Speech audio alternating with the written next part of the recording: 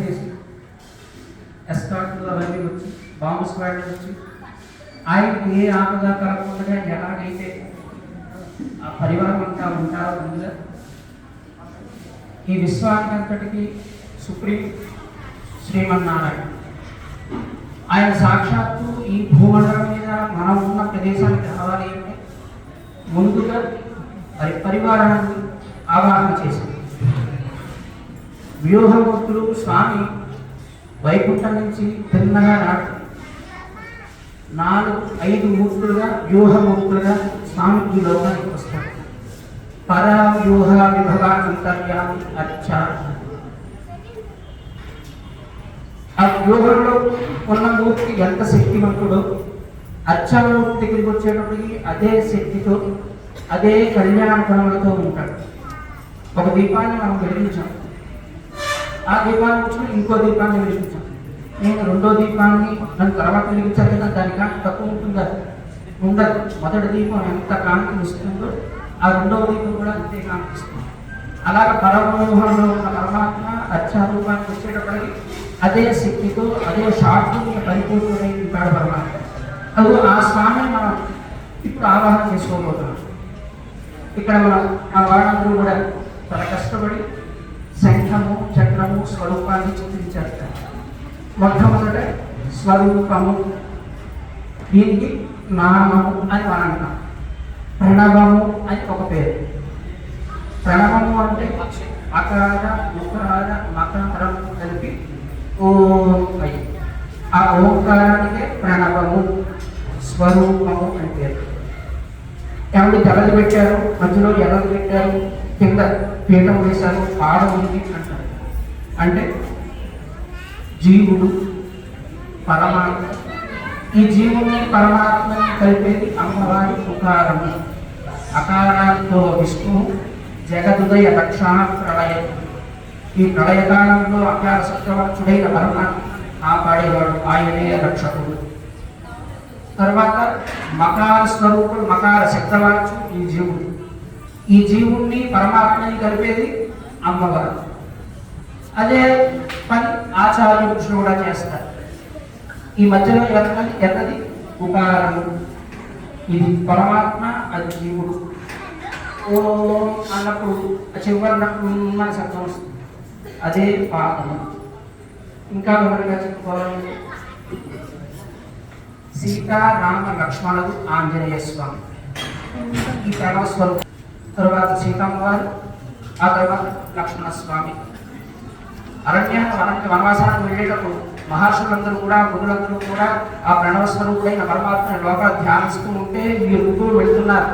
అవి వెళుతుంటే ఆ లోపల ఉన్నమూర్తి మాయమైపోయింది. చేపటి మాయమైపోయిన కళ్ళు తెరిస్తే ఎదుర్కొంటగా ప్రణవస్వరూపం వాళ్ళ గురువు వెళ్తున్నారు. ఆ స్వరూపం ఇదే ప్రణవము. ఆ కింద శబ్దం ఆంజనేయ స్వామి. ఓంకారంలో ఓం హల్లు మకారం చిన్న శబ్దం వస్తుంది అన్నమాట. ఆ శబ్దమే ఆంజనేయ స్వామి. ప్రణవము స్వరూపము దీనికి. ఆ తరువాత ఇక్కడ చక్రాన్ని చిత్రించారు. సుదర్శనం పరమాత్మ యొక్క ఆయుధ రాజము. అలాగే అలంకార ఆభరణము ఈ చక్రము. భగవంతుడి సంకల్ప రూపమే సుదర్శన భగవానుడు.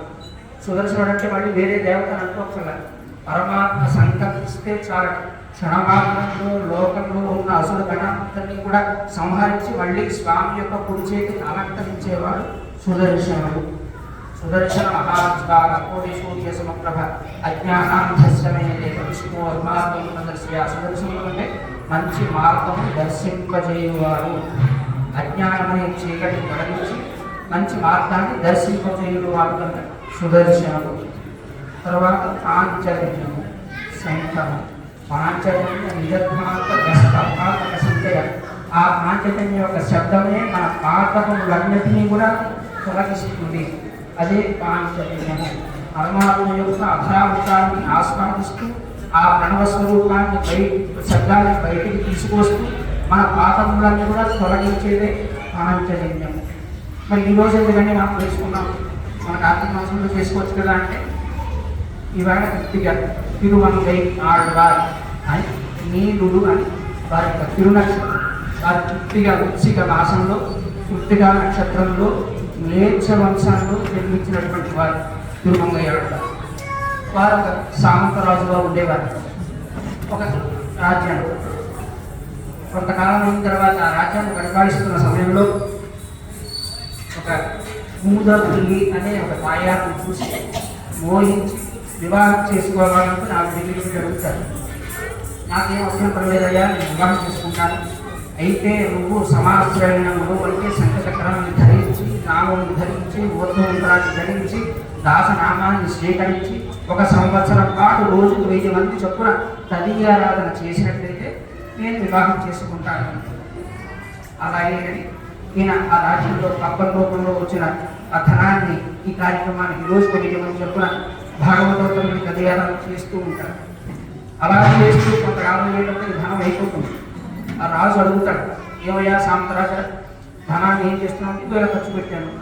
యుద్ధం చేస్తాడు. ఆ యుద్ధంలో కూడా రాజు కూడా ఓడించే శక్తి సామర్థ్యం ఉన్నటువంటి ఆయన. ఆ తరువాత ఇంకెలాగా అప్పుడు దొంగతనాలు చేయడం మొదలు పెడతాడు.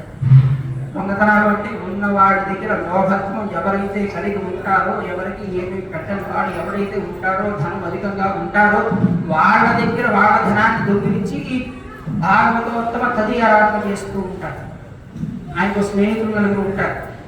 నీడలో కలిసి ఇక్కడ మంచి నీడలో నడిచేవాడు, నీళ్ల మీద నడిచేవాడు, గాలిలో ఎగిరేవాడు, ఇలా నలుగురు స్నేహితులు ఉన్నారు. వాళ్ళతో కలిసి దొంగతనం చేయడం మొదలెడుతూ ఉంటారు. ఆ ధనాన్ని అపహరించి కార్యక్రమం చేస్తూ ఉంటారు.